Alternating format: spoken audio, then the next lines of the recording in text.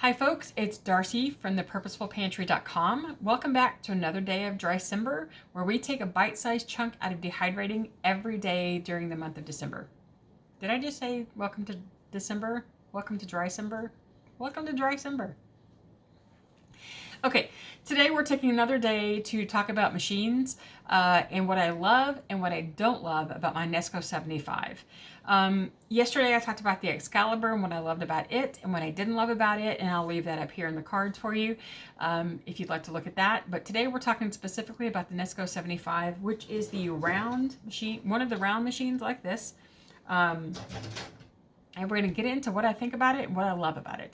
Now, this is not like a review, but this is what I love and what I don't love about it after having used it for a good long time. And I'm also not going to compare it to the Excalibur to say this machine versus this machine. I may talk a little bit about how an Excalibur works in a few of the points, but it's not like trying to compare the two because they're totally different. They work different. The cost points are different. There's just so much different about them. I don't want to do that yet. We can get to that one day if you want. Just let me know at the bottom. Okay, so the first thing I love about this machine is its size. It is small, it's compact, it fits in my space really well if I need to have it on the kitchen counter, tucked away in a corner, and I can still work on the counter space in front of it.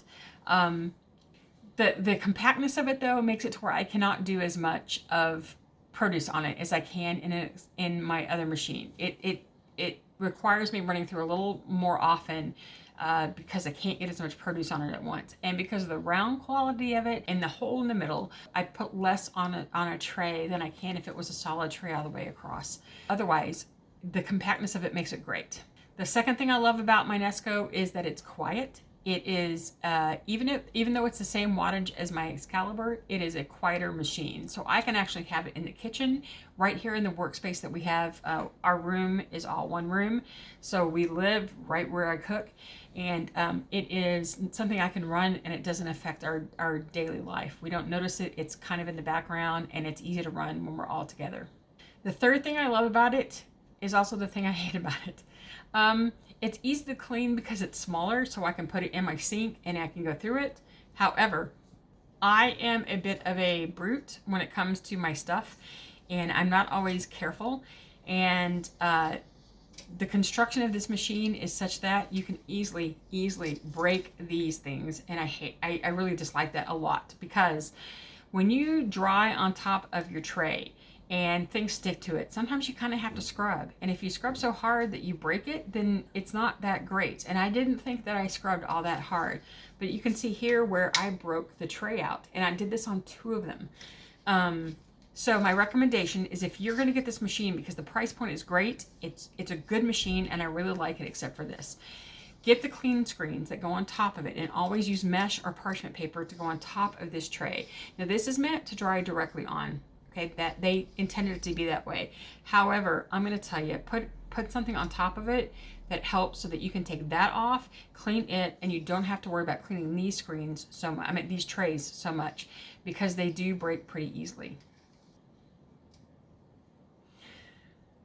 The fourth thing that I love about my Nesco is that it's expandable. You can expand it up to 12 trays for this particular machine. It comes with 5, but then you can buy new trays either off Amazon, off Nesco's site, off of eBay, off at the thrift store, whatever. You can buy 12 more trays.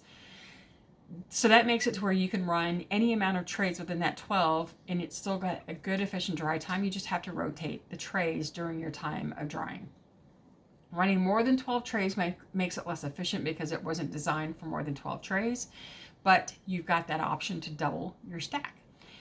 The other thing that I don't like about it is the versatility in using the trays themselves. If you're doing something like greens that are bulky, that take up a lot of space, trying to press those trays down on top of that bulk sometimes becomes problematic, trying to get the trays to set correctly and seat the correct way. However, there's a trick. Nesco does have something called a converter tray, which is a tray where this little screen pops out, and then you can use the ring and then put another tray on top so that you have some extra space between trays to do those bulky things like greens. That makes it a little easier. And that works really well. However, if you can get a hold of some extra trays inexpensively, you can actually create a ring on your own by just breaking out this thing. Like I told you earlier about easy to clean, however, it being a little finicky that this breaks a lot. One of the things that I'll do eventually is buy a couple of extra trays, and then I'm going to take this tray and just go ahead and break this whole piece out completely, and I have that extra ring of empty space to do bulk. And because I did it to 2 of the rings, that's probably what I'll do to those, so that I have some extra space to do the bulky stuff. But that's an option for you. I mean, you don't want to break a tray just for the heck of it, but if you found some cheap ones someplace, use them to make your own little convert. You can't put them back, but at least you'll have some empty tray rings to make some expansion if you need it. The last thing that I love about this machine is the price point. It's just got such a great price point that it makes it so accessible to just about anybody, for especially if you're going to just get started before you want to go invest a couple of $100s in a machine. This lets you get started at a lower price point. Or if this is just where you want to stay, it's still an inexpensive machine that works so great. That's perfect for dehydrating, especially if you're doing it for 2 people or for a small family and you're not trying to do a ton of work. But I know there's so many of you out there who already use this machine, who do a ton of bulk through it, and you run it all the time. It's great. I love this machine. For the price point, a flip side to that, the price point makes it to where the way they designed it, it's probably not a thing about the price, but just the way the design is. I cannot leave the machine plugged in and turn it on and off. I have to unplug the machine and plug it in to get it to work, which is one thing I don't like about it. I wish that it had been designed as an on-off switch at the temperature control, but I understand that that might have cost a little more for them for construction, because that's a different kind of mechanism, and just plugging it and unplugging it helps just keep that cost down some for design. But because of where I keep mine, it's a little harder to do. So it's just kind of one of those things that I wish had a on and off switch there at the temperature control to make it a little easier to manage.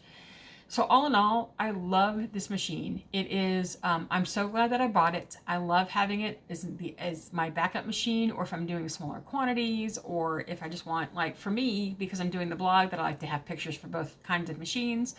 It was a great investment, and I'm really happy that I got it. And I think that if you're looking for an inexpensive machine, this is the one that I recommend, as far as a stackable, non-digital machine.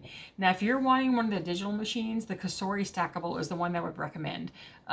It's the one with a little digital control panel on it. It's a great machine too. It's around the same price point, but because I just prefer non-digital machines, because it's just one more little thing that can break in them. But those two in this price point are the best machines to get. So I hope that helped you understand how this machine works and how I like it. So if you're out trying to shop for one, that you can kind of have the benefit of somebody's use in the home.